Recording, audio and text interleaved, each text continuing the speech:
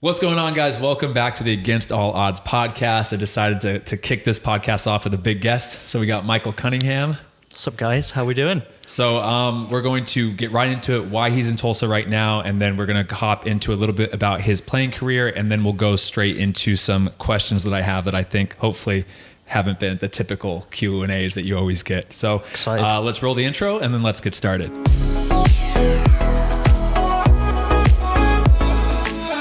I like the intro song. Yeah. It's a bop. Yeah, it's a pop. It's a good one. That's the hardest part because you're like, this song's literally going to be playing for 100 times. Yep. And I can't get tired of it. I don't. Yeah, well, that's good. Yeah. So do you want to just start off like why you're in Tulsa right now and what's going on? Sure. Yeah. So I'm in Tulsa training with FC Tulsa for preseason, seeing if I'll be a good fit for the team. I signed with OPSM, same agency as yourself, in November. I came down for a combine here in Tulsa. So there was a bunch of players, all unsigned, just competing and playing in matches. A few coaches watching from different clubs from the USL. I think there was a couple of USL 1, USL 2 coaches. And basically the goal was OPSM was looking at players to sign. Clubs were looking at potential guys to bring into preseason, and ended up being a good opportunity for me, and signed with OPSM. And this is my second team that they've kind of set me up with.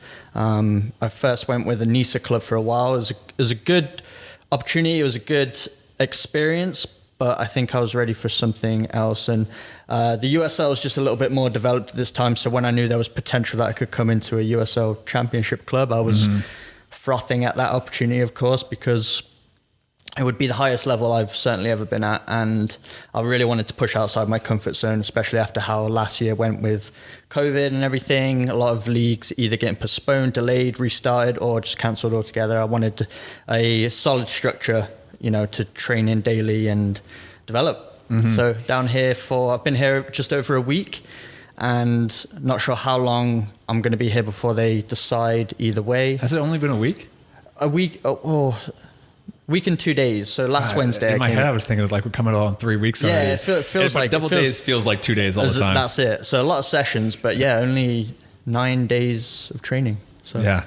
Still early on. That's funny. And I'll say it because I know it's always tough whenever you're on trial, but Michael's doing very well. I think like 100% at the USL championship level. Thanks, man. Yeah, 100%. It's always every time you go on trial, it's always so difficult because it's you're coming in as like an outsider. Yeah. You don't really know many people.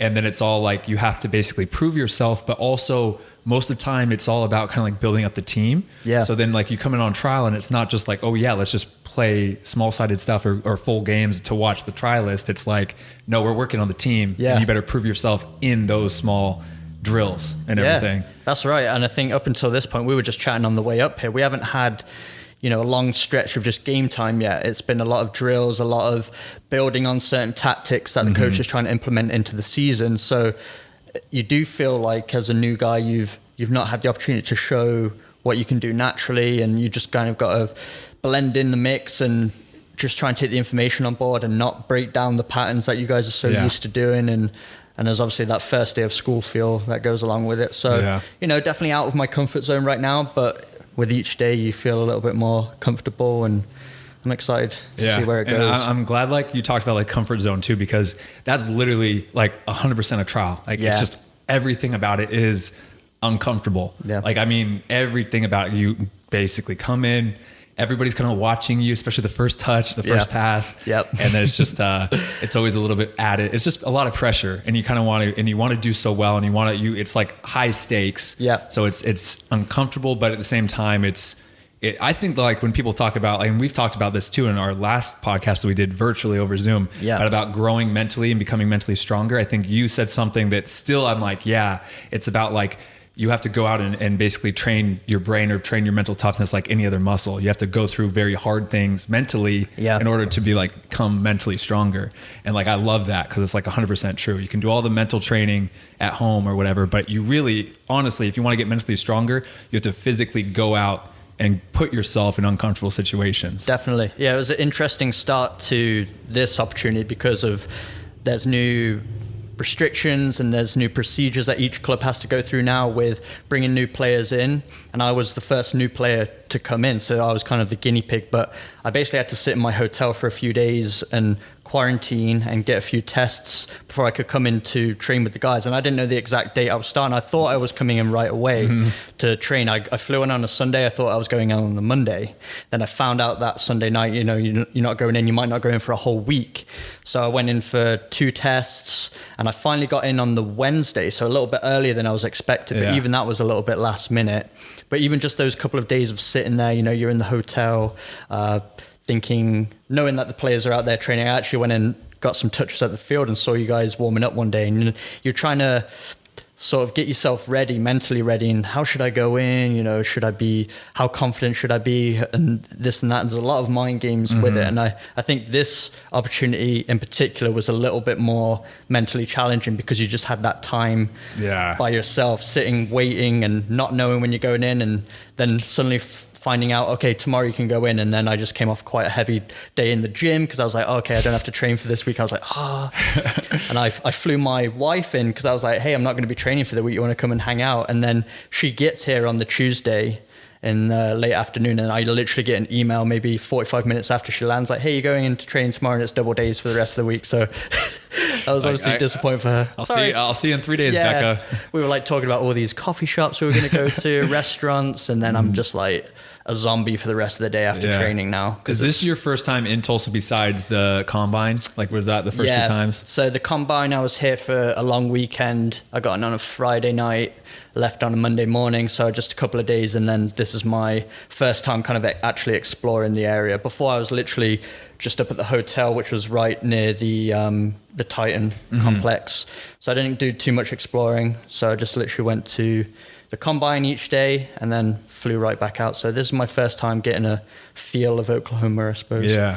It's funny because like I'm switching gears a little bit, but going back like a year or two, like I remember, like obviously I've known about your channel and known about you since like 2016, like when I was in Germany. Yep. And I think we both were like in the few hundred subscribers at that point, 1,000 subscribers or something.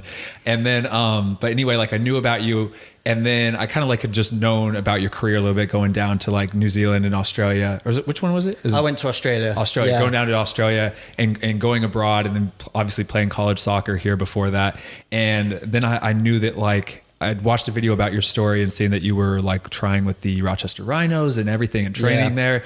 And then since then, for the last 2 or 3 years, you were just like in Rochester, playing with the Lancers, and then playing with that's the outdoor team, right? Yeah, there's the MPSL team, and then there's the MASL, the indoor. Are they both what's their names? Both Rochester Lancers, same coach, and some of the players overlap between the two. There's definitely some players that are strictly indoor, some players are strictly outdoor, and then I'd say there's a core group of maybe around 8 guys that kind of flip-flap between. Yeah. And then so I saw that, and I was always thinking to myself like, you know, because obviously you can watch somebody on YouTube, and although you definitely need to see someone in person, but you could be like, I wonder if he's gonna just be there like for the rest of his career, if he's going to push away, because it's hard as you get older, you start wanting to setting down roots, you start thinking about that. But I was always curious, it's like, do you want to just stay in Rochester, or you want to make one more push and try to go and kickstart the career? And then so this pretty much answered that question. Yeah. And I think this phrase, the comfort zone, is going to come up a lot in this podcast, but I felt like I went into a heavy comfort zone in Rochester. You know, I went to college there, so I knew the area. I met my wife there. Everything was very familiar. A lot of the players I was playing with on the Rochester Lancers, a couple of guys I played in college with, a couple of guys I just knew from the area. So it was very a welcome home feeling, especially after coming from going and playing in Australia. Did a little stint in the Philippines, went back to the UK after a year that was really turbulent. I think when you experience that comfort zone again, it's extra comfortable just because of how adventurous you've been. You know, it's that normality. It feels stable. So when I had the opportunity to go in with the Rochester Lancers, first I just wanted somewhere to play, and I was thinking, okay, I'll use this as a stepping stone. I'm just getting back to the US. Need to build my resume, because when I was leaving for Australia, I was training with the Rochester Rhinos. When I came back, that was the year that they ended up folding. But the reason I left is because I wanted to escape my comfort zone again. You know, the coach said you can come back in. I was training while I was still in college, but he said come back next year. Maybe we can even get you on the roster, get you a few minutes and build your experience. But I was like craving that that new experience once again. And when the Australian opportunity came up, it was technically the second tier. So I thought it'd be, a similar level. And I was like, why not try something completely new? So when I finally came back to Rochester, I really craved that stability over again, I think. And then as I thought it was just going to be a year there, I ended up playing indoor nearby at a city about an hour away from Rochester. That was through the NPSL season because we played against a team called Syracuse, and one of the assistant coaches helped out with the indoor team in Syracuse. So he ended up getting me a trial there. So I ended up playing MASL for a season. Then I went back to the Lancers for a second year playing NPSL. And then the Lancers came back in the MASL. So it was just it felt like it fit really well. It just kind of fit my journey at the time. I'd been playing a little bit of indoor. So it's quite convenient, and I didn't really have any other options that I felt were strong chances of me going anywhere at the time. So again, I just stayed in that comfort bubble. There were places that were guaranteeing me a lot of time on the pitch, a lot of touches of the ball. So at the time, it felt like the right fit. If I could, in hindsight, I think I should have gone out and explored, but everything comes at the right time. And I think that's something I've always lived by. It's where success is where opportunity and preparation kind of meet. And I feel like this particular opportunity came at the perfect time. I don't know if I would have been ready a couple of years ago, even though I'm 30 now. I'm definitely into the last chapter of my playing career for sure. I think this is the height of my career now. We were talking about it the other day. It's been a steady incline a little bit. I'd say probably going from Australia back to the NPSL was a little up and then down, but now it's hopefully going to another stage now, wherever it might be. So I think it's an interesting ride, but I think it feels right. It feels like it's all gone at the right pace. I think it's allowed me to mature mentally, physically as a player. I do feel like I'm in the best shape of my life, but I do feel like mentally I'm in the best place as well. And when that's kind of all clicking, how you're feeling physically with how you understand the game, that's when you feel the most confident on the pitch. And I feel like I'm only kind of getting to that peak now, I would say. So if I do end up staying here or, somewhere else in the USL or USL 1 perhaps, I feel like this will be the right time for it for me. Yeah. No, I remember we were talking about this too. Like I said that like at 28, I'm feeling like I'm in the prime of my career, best shape, like physically, mentally. I feel like the game's the slowest it's ever been. Like when you play, it's just so crazy. And like, I just feel like, obviously your body starts to break down, but I think now too, with better nutrition, now that athletes are taking care of your body, doing all the prehab that everybody's doing now, I think that like, it's not unrealistic to say that 30 might be like the prime of your career. 31 now. I mean, you're looking at some of these players in Europe like that are playing until 37, 36 and still performing at a high level. There's no reason why. Obviously, you're not going to be playing at the same level, but the body can still do all the same stuff. Yeah. Where before it was like you're 30, it's like, okay, you better start dropping down, Exactly. Yeah. How have you thought about how long you want to play? Like, do you have a set age? Have you and Becca talked about it? Because again, too, it's obviously as a kid, you're just thinking I want to play until I can't. Yeah. But then once you have a wife, once you have, you said comfort and stability is nice to have at some points in your life. Are you thinking about that? Like what are your thoughts? Yeah. I think for the first time, the last couple of years, I've been thinking about it a little heavier, especially with indoor. I was going to say I was only going to play another couple of years just because with indoor, it's very physical, very demanding on the body because it's all sprints. It's all turns. You're getting bashed into the boards. It's basically hockey with a ball. And I don't think I've come off one indoor season without a few areas of my body that just felt like they needed some time to recover. Like whether it's my knee or ankle, or even my elbow. I remember I dislocated a few fingers, like just all these little things. So I was like, I don't think I can do this for much longer and feel like I'm going to retire healthy. Not saying I'm trying to avoid, there's a lot of injuries that are unavoidable, but I think with indoor, it comes with the territory a little bit more. When it comes to outdoor, obviously as much as my body lets me, if you're going to ask me today, I think I could probably go another 3-4 years quite healthy, maybe taper off. And what would be kind of cool is to end the career sort of an assistant coach player kind of thing. So I'm helping more behind the scenes of a club, but also out on the pitch as well. I don't know what that kind of looks like, if that's possible, but I think I've got a couple more years of being in my peak fitness, peak understanding of the game. I still think I have a good amount to offer as of this very moment. So I would like to think 2-3 years at a high level, I would hope. Yeah. Yeah, no, that's awesome. And then I know people are going to be so curious about this too.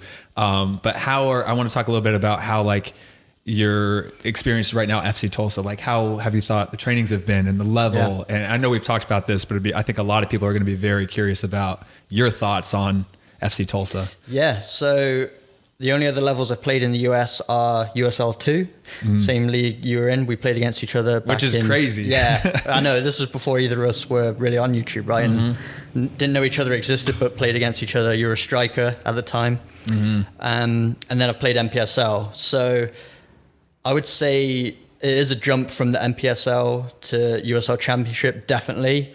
And I was telling you the other day, one of the things that really stands out for me at this level, I think at the NPSL, if you can get guys playing really well-weighted passes, you can get a lot of tiki-taka football, very good sequences of play, but the ball has to be played perfect, a nice rolling ball, and they can play it one touch. What I've noticed at the USL Championship, at least training with you guys, I noticed a little bit at the Rhinos as well. Even when the ball isn't played perfect, it might be bobbling, the guys still take it one touch, and it's still bopping around and it's moving very quickly. And I think sometimes when you're watching a game like on TV and you see this one-touch football, you assume because the camera's panned out that it's all crisp passes, perfectly weighted and everything. It's not the case all the time. Sometimes it is bobbled in, but the guy has the confidence and the technique to take those bobbling balls and play another one-touch pass. And some of the sequences that I've seen over the last week of training have been really good. The way you guys play through the midfield, you're not trying to bypass any areas, even if it's clustered, even if players have defenders on their back, you're all trusting each other with the ball, playing it in with pace, and it's very fluent. So I'd say the speed of the game is definitely a lot faster at this level. Guys' technique is very consistent, a lot less mistakes. There's still mistakes, but just far less. I would say 8-9 times out of 10 guys are playing correct passes, and then there is often breakdown. But if you're looking at the NPSL, maybe every 5 or 6 passes, it's a little bit less consistent. So I've really enjoyed the training. It's a lot of tight space possession work so far, getting guys comfortable on the ball in tight spaces, which I think is really good, because in those times where we do finally open out and go 11v11, you feel like you have so much more time on the ball. So I think it's really good that the coach really condenses the play, gets guys technical on the ball, gets them making decisions really quickly. It's been really enjoyable so far. And I think especially after not being in a team environment for a little while after how last year went, it's a little bit of a shell shock at first, but I think that's what you need to be doing. You need to be in a situation where it just feels above your level, because you do adapt to it. If you're going in somewhere and you're like, I'm so comfortable here, that might not be the right choice if you're somebody that wants to advance and improve. But it feels perfect. It feels just above anything I've experienced, but not so out of reach where I feel overwhelmed. I feel like I'm starting to get more comfortable learning guys, their habits, and I feel like I'm already improving, in a week of playing, and excited to see what happens next, I guess. Yeah. And I mean, I think I say the same exact thing about the differences of the levels. Yeah. Like it's just a little bit less mistakes. It's like being a little bit faster speed of play, mentally one step ahead. It's just like these tiny things. And I think like what you said too about like improving, like one of my biggest tips ever for any player is like to improve is find players that are better than you and train with those guys. It's like, again, outside your comfort zone. You're going to be going to some places and not being the man, but like it improves so much. Like even this offseason training with like Rubio Rubin, the MLS guy, training with this guy who's playing over in the first division in the Netherlands. Like it's just, you can see they even have a little bit more quality on the ball. They're a little bit faster mentally. They can play a little bit quicker and more accurately in these tight spaces, but like you start to rise up to that level and you feel like you improve so much. And so like, that's like a huge thing I feel like is always go play at a faster level, higher level if you can. And if you can't, like just find one other person that's better than you, older than you, and play 1v1s to challenge yourself that way. So like, it's huge. And it's for me too, it's always kind of surreal. Like I said, it's whenever it's funny because I get people coming into training or training with, they're like, oh, I've been watching you on YouTube. It's funny to now train with you. I feel like I have a little bit of that, like, oh yeah, it's training with Michael Cunningham. He's here. It's weird to have that like flipped a little bit, which is really cool. Yeah, it's funny. A couple of the guys have started mentioning it. At first, I was like, "Wow, this is so nice." Nobody knows. I knew you would know who I am because we've spoken before, but I never thought our first real life interaction would be in preseason together. But hey, I'm not gonna complain about it at all. But yeah, a couple of the guys have mentioned, "Hey, I watched some of your videos," and to me, that's odd. Especially when somebody's playing at a higher level than you, like, "Hey, I watch your videos. I appreciate them." You're just a little bit like, those videos aren't for you, mate. Like, yeah, you're already doing your thing, but at the same time, you really can just learn from anybody. You know, anybody. Everybody's got their own experiences, their take on the game, and that's what YouTube's so great for. Yeah, I mean, even drills, like learning different drills. Like you just get bored of doing the same drills all the time. Yeah. And the amount of times, like I'll train with somebody, whoever, like even high schooler, and I'm like, you pick a drill, you do a drill now, because I don't want to keep doing mine. You want to go outside your comfort zone in training and do something that you've never done before. Like one training I had with this college kid like a couple of years ago, we're doing like the outside the foot touch. I was terrible at it, but like it's obviously not that game realistic, but still, I mean, you still use that touch maybe once a week, you know, just randomly in the game. We're like, oh, it's out here. So it's just like a outside the comfort zone, doing something new drill. It's all good. How is it too? This is always something that's, I feel like only really a few people in the world can relate to, and us for sure. But when we're talking about going outside your comfort zone and the first day of school vibes and with a new trial, how is it now too that you have a YouTube channel? Do you feel like that adds a little bit extra pressure on your first day in a trial? Yeah, definitely. I think I noticed it more at the Combine. When I came to the Combine, it was a Become Elite OPSM collaboration. So I think a lot of people were there expecting you to be there. So I think people who watch your channel, there's a few that overlap and watch my channel too. So I went in and I was recognized all over the place kind of thing. People coming up to you before you've even touched a ball. Hey, I love your videos. Hey man, you're really good. This and that and the other. And you're like, oh wow. Like, you're not coming in with a neutral opinion from anyone. Yeah. You're coming in with a high expectation. And you're just like, man, I need to deliver on this kind of. So it is a little bit, I've gotten used to it, but I think the first time I ever experienced that, it does add that little bit of pressure, and you start thinking, oh, I've got to show something that is, it's weird. You feel like you've almost got to show something you don't even show in the YouTube videos. You know, you're like, oh, I've got to bang one in from 40 yards or something like that. Whereas even though the YouTube channel is all about simple drills or just touches and this and that and the other, just doing it at pace, you do feel like you have that impression that you've got to walk away with everybody. Kind of, you feel like you got to deliver on their expectation, and it's not always realistic, you know. So 100%. How about you? You feel like that? Yeah. Like I've been fortunate that haven't really needed to go and do a trial in the last couple of years. But yeah, every time, every combine, every trial I've been on, I don't know if it's mentally just me thinking that, but like, or if it's actually happening. But the same thing, some people will come up beforehand and say, they're like, my videos, my first day at Tulsa when there were the Roughnecks back when I was training in 2018, same thing. A couple guys the first day or two came up and said, hey, I love your videos, you know? And I was coming from New Zealand, so coming from a lower level, trying to get back up. And again, it was just like a weird feeling of like, I'm trying to make your team, but then I felt like, oh, they're watching my videos and like them. I need to wow them, but I don't want to be like, I don't want to mess up, but yet just play my game. Like just this mental mind game that's going through. And you kind of feel like that's for sure how some top players that have a big following, when they go on to new teams or every day at training, a new player comes. Like if I were to go to like PSG, I'd for sure be watching Neymar every touch he did, you know? I'd be obsessed about that. So like it's I'm not comparing myself to Neymar or anything, but you got a little sauce. Come on. My 2-star skill moves.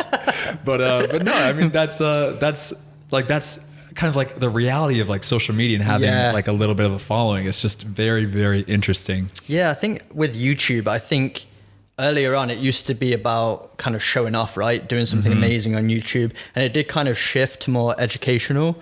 But I think that stigma kind of carried over a little bit, that if you put stuff on YouTube, you think you're a big shot or this or that and the other. But it really just is a platform to teach on. It's like, I'm sure you've done one-on-one lessons with people in person.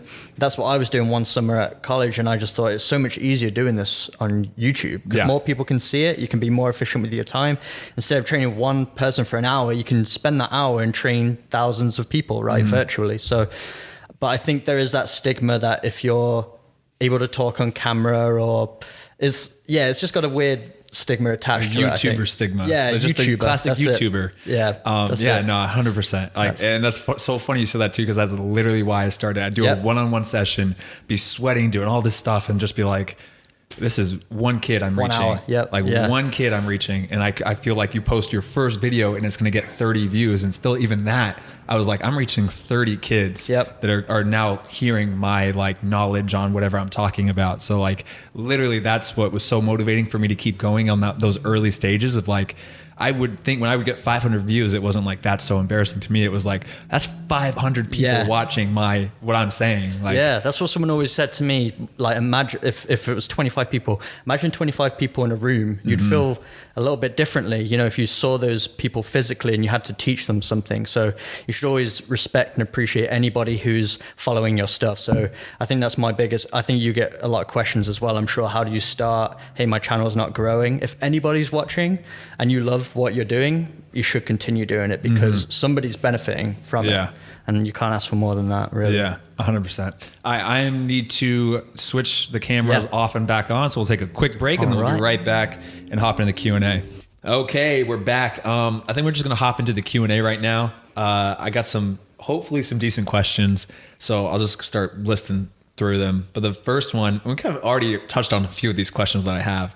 But what are the positives and negatives associated with running a successful YouTube channel and also playing soccer?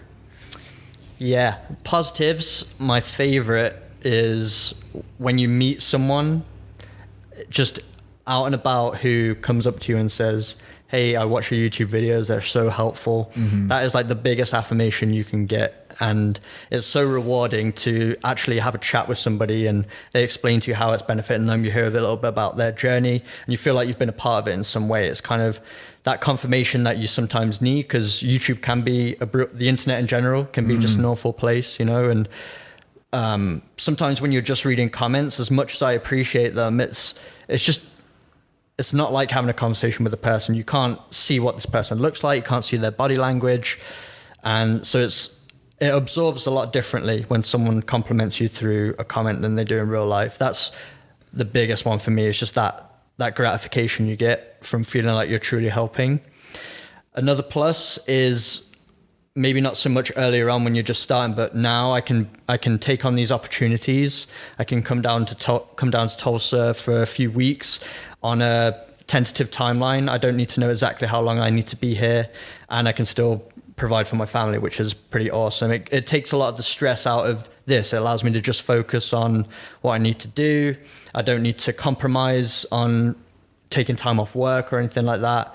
I don't need to put my family in jeopardy as a result of me pursuing my dreams. So it's enabling, I would say. So I think everybody should be on YouTube, whatever career they're in, because it just gives you that extra layer of opportunity, of reach. It still allows you to do exactly what you have been doing already, just to a bigger audience. And it can lead to these kind of situations, these circumstances where you can be remote and be a little bit more flexible with your lifestyle. That's huge for me. And I didn't know how much I love that until I got it. But now I'm here, that it's like I could never imagine going back to like a more typical lifestyle, I guess. Negatives, I think we touched upon it, you know, it does put a little bit of expectation on you. I think when you meet people, they expect some kind of level from you. They expect that you know everything. And there's a lot of things that we don't know, you know, and I think what's good about both of our channels, I can tell with your channel especially, you try to get the opinions of others. You try to consult other people, collaborate with others, because you know you don't know everything and you're always thirsting for more knowledge. And, you know, being with those people, you're going to learn more, but also indirectly your audience is going to learn more as well. And I think that's really cool. Other negatives, I mean, apart from the amount of time that we spend doing it, I think people maybe don't understand how much. I think a lot of people, they'll make comments to me like, oh, you have a nice life. Oh, it's like you get to just do what you want. I'm like, I probably put in like double the amount of hours just because you obsess about it, because it's all you know what I mean? So you want everything to be perfect by your standards, you know, and you never switch off from it. It's not like you go to a 9 to 5, you clock out at 5 and you go home. It's like you're mentally always checked in, and you wake up, you're thinking about it. And I remember, I don't know if it was in a podcast, but you said it perfectly. As soon as that video is uploaded, immediately you're like, okay, what have I got to make next? Yeah. So you don't get that opportunity to sit back and kind of bask on your work for long. It's really day by day kind of thing. So, but we love it, right? So no, the never switching off is like I look at my teammates and they're like, right now they're just going home and whatever, like free time. I mean, I'm trying to think if anybody has anything extra. Like I know some people that have run like a little one-on-one coaching and stuff, but like most guys just go back and like even when Rodrigo said it this morning, he's like, yeah, I just been bored, so I just watch soccer games. And I'm like, I haven't been bored in years. Yeah. But it's a good problem to have, because I think and I think that like, again, like everybody should be doing it if you want to, if that's an interest with your life. But it is a lot of work, and you really do have to love it, or else you're going to be out so fast. But it's funny because like I think too, everybody should be doing some sort of like documenting their life or something, because like I was sitting on my computer and I was watching it was like a steel worker. It was like a day in the life of like a steel worker in New York. I was sitting there watching it, like completely transfixed on this video. And I was like, what am I doing? And then I'm like, it wasn't even like that the video or his life was so interesting. It was more just like, I just wanted to see what this other person's life was, what he was doing.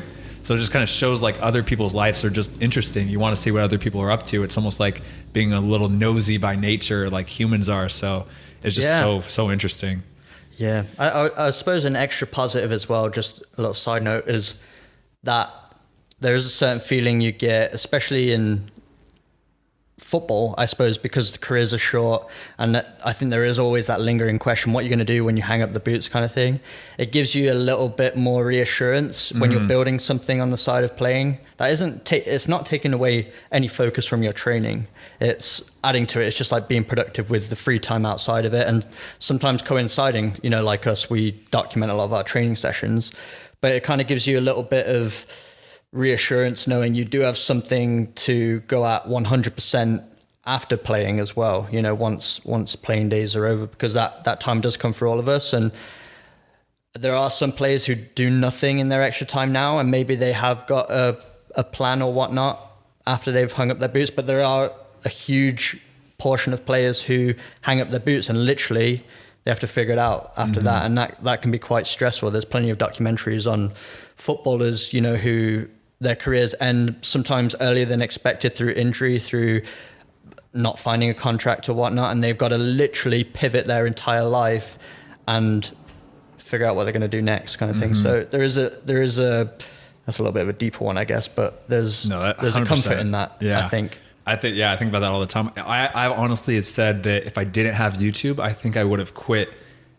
during my injury in 2018, because at that point it was like dropping down, taking a pay cut, like doing all this stuff. Like I was like, I don't know, like I'll never really know, but I think that could have been a moment where I was like at 25, been like, okay, it's time to get a big boy job, go back to school, finish the degree. Like I really don't know, because I mean, in the USL, you're not making money where anybody's going to retire.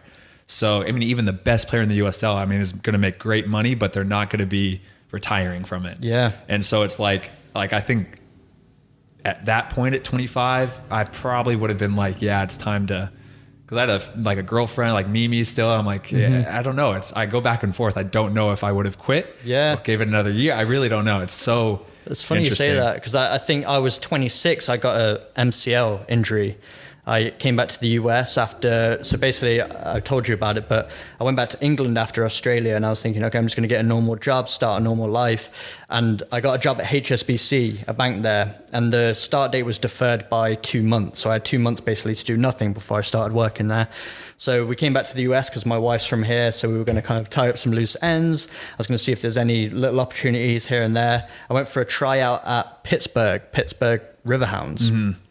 And like day 2, I get this MCL injury, and I knew it right away. It was like a little bit worse than anything I've ever experienced. But so then all of a sudden I'm sitting at the apartment, and there was all these little things that just happened. Like for some reason, so basically when I got married, me and my wife, we consolidated our bank account, but we put it in her name because she had a US account and I didn't at the time. So we just put it in her name. We're like, we'll figure out later on. And then there was all these complications, like HSBC needed to see my bank statement from the previous year to make sure that, you know, I don't know, they had to do some checks on something. And so I didn't have a bank account in my name, so they couldn't actually get me in on that date. So then that was delayed another couple of months. So I'm in the US, I'm sitting there like wondering what I'm going to do. Like, oh, I need a job. I can't work in the US, don't have a green card. I'm injured. That's when I kind of picked up on YouTube a little bit more, because I was like, I just need something to keep me sane. Yeah. Made me feel like I'm doing something, even if it's just for my own, like my own mentality, I guess. But that's when I really picked it up, and we were applying for my green card during that time. But I wonder if I didn't pick up YouTube, if I would have just healed and then just got a normal job and just been like, okay, that's enough goofing around, trying to find different teams and whatnot. But I think YouTube kind of did maybe save that a little bit for me as well. So yeah, I mean, it's impossible to say, but I do wonder, because there is an accountability with YouTube. You know, you don't want to let people down. There's a lot of people rooting for you. I don't know if I would have came to this opportunity now. You know, it's another switch around in terms of coming down to a new place once again. Gonna, you know, if things work out here, I'll have to move down for a bit, and there's that dynamic that me and my wife will have to figure out now. But there is that bug still inside of me that I want to play, but there's also that layer of being on YouTube and wanting to inspire people, you know, and showing that the training can be put into something productive. It's not just for a laugh, you know. There's a method, there's a reason why we work this hard, and interesting stuff. Yeah, that was good. Really good.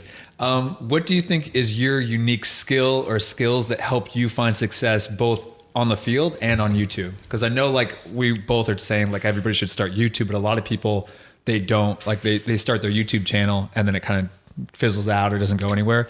We both have had fairly successful YouTube channels. Why do you think, like, what do you think, do you have any particular skill do you think that helps that and also has helped you find success as a footballer? And they can be different skills, like whatever you think. I think I'm very detail oriented in terms of like how I explain things. I think especially when I started out, I think all of my videos were like 10 minutes plus, and I'd be talking about one thing. I'd really just like overkill the details. But I appreciate that, because that's how I like to learn. I like the more information, the better. I don't like people to assume that I know any of it. You know, I like someone to basically talk to me like this is the first time I'm ever doing it. Even if you're a pretty competent footballer, I still deliver each of my tutorials like you've never kicked a soccer ball before, you know?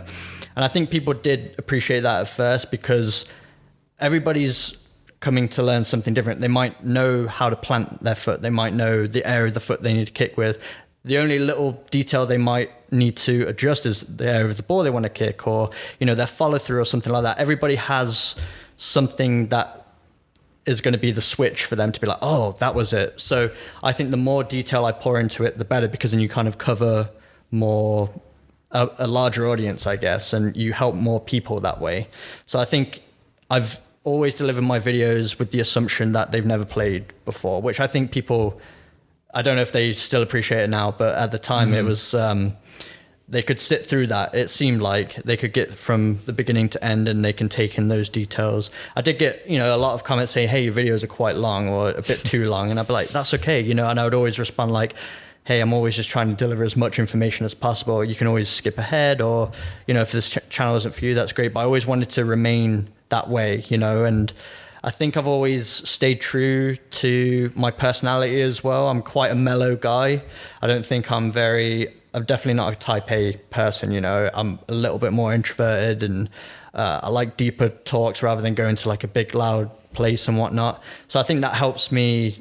My communication style is a little bit more like I'm having a conversation with another human being. I'm not like, hey guys, what's, you know, which is a typical YouTuber, which is really entertaining. If that's your personality, that's great. But I think I tried not to be a YouTuber, you know, I just tried to be me on YouTube. I guess that's something I've always thought had helped me along the way. Just like be really, I know it's so cliche to say this, but it really is about being yourself, because you're only going to deliver a message in the best way if you're being yourself. Because if you're trying to act, you're going to feel like you're scripting, you're going to feel like you're not being genuine, you're going to get burnt out.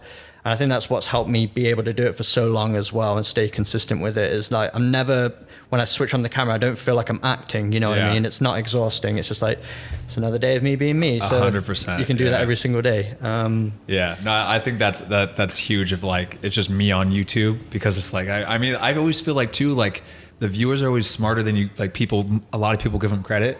Like it's smart people, and you literally go out there and you try to fake something. Yeah, people are gonna see right through that. Yeah, like that's even for me. It's like I'm very like I don't know how to. I'm very white. Like, you know, I'm just very white. And so if I would go on YouTube and try to be like cool, it wouldn't work.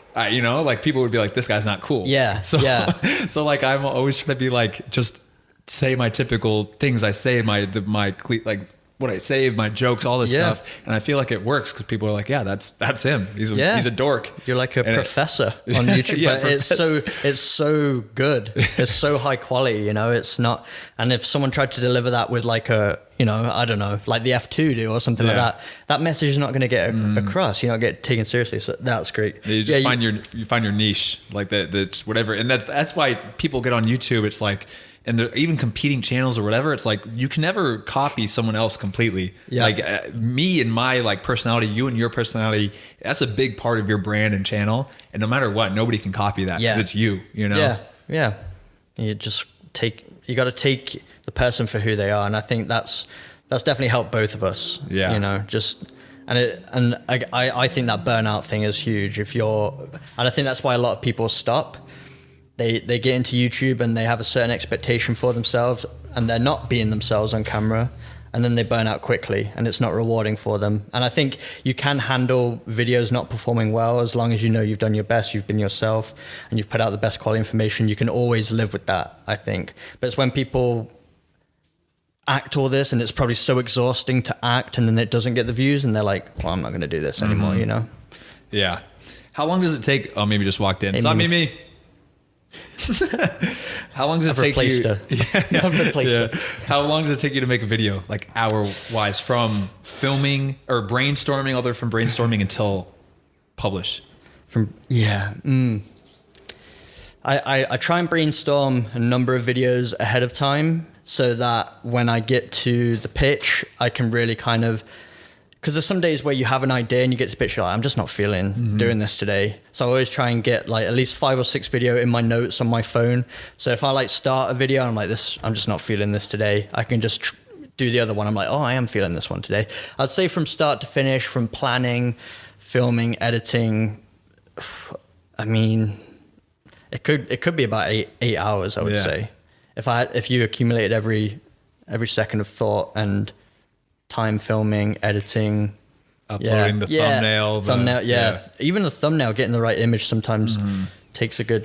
I hate the thumbnail. Chunk of time. I hate the thumbnail. I wish if there's one thing I could get rid of on YouTube, it'd be the thumbnail. I just hate the need to clickbait, and then also like even like for me, like I have a 20-minute video, especially of my day. I can't just write day in the life every single day. Yeah, and then I'm like, how do I sum this up without being clickbait, but get people to watch? And I just hate it. I hate it. YouTube used to be so much simpler. It used to deliver your video to every single subscriber, but now it's like you've got to entice your own subscribers to watch your videos. It's a different animal now. And I think with just so many people on there now, they've got to figure out a way to make it more people more visible. Otherwise, no one would get watched ever. It's brutal, man.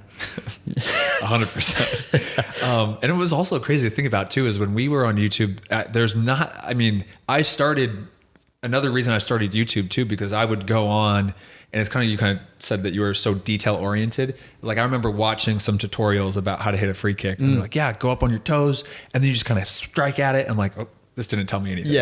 Nothing. Like I know I'm just supposed to run up on my toes and whatever, but where am I supposed to hit? What's like all the little tiny details I was curious about as well. But that was a big reason. And then there was no real like vloggers of soccer, and that was something that I was like, why is there nobody? There's always the weightlifting and like strength vloggers and there was all lifestyle vloggers, but there was no soccer players vlogging. And so I was like, oh, this is a new territory. And when we started, I feel like there really wasn't. I mean, there was like Dylan Tooby from Progressive Soccer, Yep. And then there was us. And then at that time, like, I can't really even think if there was any other major soccer channel. I think there was like Online Soccer Coach or something that was. What was it? OSA or something like that. Yeah. Like Orange. Was Yeah, like, the Orange, yeah. But it was like in his not back many. garden. He had like a soccer goal in his garden, right? Yeah. He was yeah, cool. Yeah. So it was like, I feel like it was a little bit easier to start, but then at the same time, like I still believe that good content can explode. And like, if you have good videos, they're going to do well. But it's just funny too, to think about how even 5 years ago, it was such a different landscape to start off. And so I'll go to the next question too, but we've already touched on this one. This was like the difference between amateur, semi-pro, pro levels. And we kind of talked about that. Okay, let's do this one. What was your biggest failure and what did you learn from it? Oh man, maybe you should have sent me this one ahead of time. I said I wanted to be surprised. Yeah. Biggest failure.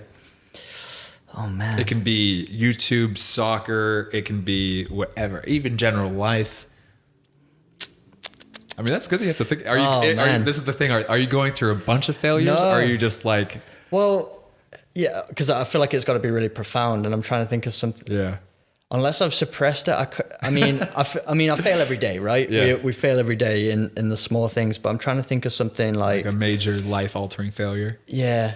Do you have one?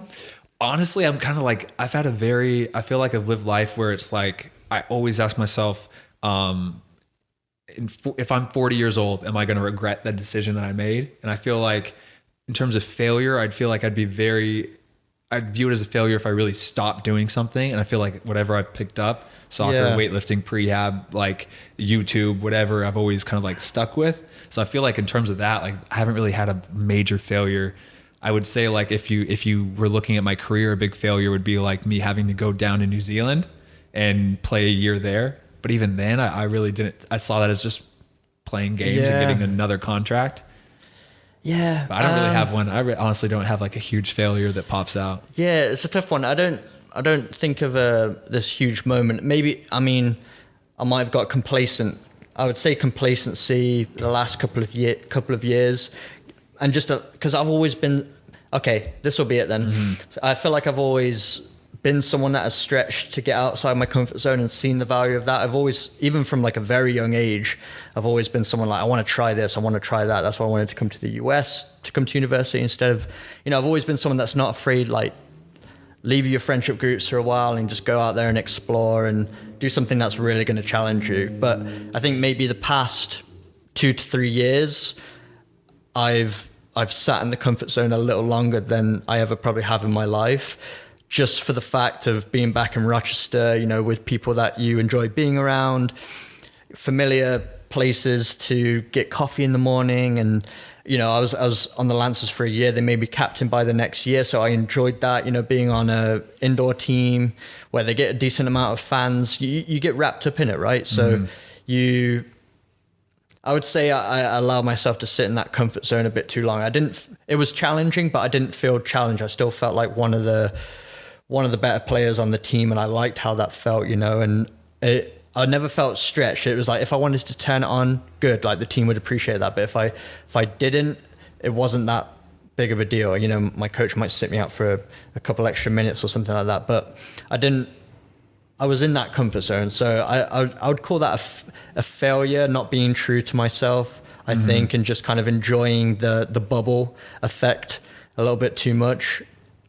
I think that's what I found endearing about the Philippines. We kind of talked about this. After Australia, that's where I wanted to go because the level is a lot different there. They're a little bit behind on their football development and everything like that. So I thought if I played there, I'd probably be one of the top players. And I knew wages were good. I knew other British guys who had been over there and done very well and not had big resumes before going over and whatnot. So I think I've seen that try to creep in at different times in my life, but I think the last couple of years was the first time I can honestly say that I think I've sat in the comfort zone longer than I have ever in the past, which isn't. I'm glad I I'm glad I recognize that. Even if it's at this age now, I didn't just do it forever. You know what I mean? I mean, even if this doesn't work out, I know at least I went out there and gave it a go. Because if I didn't, I think you only regret what you didn't do, right? Yeah. So if I didn't come here, I didn't pursue another opportunity to play at a high level where I'm going to be on the lower end of the top players in the team, you know, struggling to get into the starting lineup and things like that, then I've not done myself justice, because that's not. And I think I owe it to the people that I make videos for and things like that, because I push that. I do a lot of individual training. You know, I'm always pushing myself individually, but you can only push yourself so far. You know what I mean? You need to be in an environment, like you were saying, where there's people better than you, because if you're always competing against yourself, that's always your standard. You know what I mean? And you can get very good at that, small increments. But when you're surrounded by players who are at another level, then you have to step it up even more. So yeah, step it up another level every single day, every touch. Yeah, it's big. No, I think that's a really good point. And I think that's funny is because like I've had like tastes of comfort like that, where it's like even like my contract in Orange County. Like, I'm in Orange County. How easy it would be just to be like, oh, you know, I'm just going to stay here. Yeah. There's opportunities at like to the lower, beach. Like USL League 2 teams, same thing. But it is like tough. But I've always told, and I tell Mimi this all the time, but like, just give it to my career, but we'll be uncomfortable bouncing around, going wherever, like doing it. And then I can't wait to the point where it's like, I can finally be comfortable and like go to San Diego and get a house. And then just be like, we don't have to move out of here in 9 months. Like, it's just, we can settle down. We can go out and do stuff with friends and be like comfortable, you know, and obviously push outside the comfort zone with Become Elite in other areas, but having your like actual life be comfortable. I'm very much looking forward to that, you know? Absolutely. Because it is tough. It's tough bouncing around. And it's funny too, as kids always say this, like, I don't care as long as I'm playing soccer, like doesn't matter. Yeah, it's we all said that. Yeah, I said that too. And it's still obviously worth it because we're still doing it. Yeah. And I always want to say that, like it's still 100% worth it, but it is a lot harder than you think, especially after years, especially as you're getting older, especially as you get married, it gets harder and harder. And honestly, you don't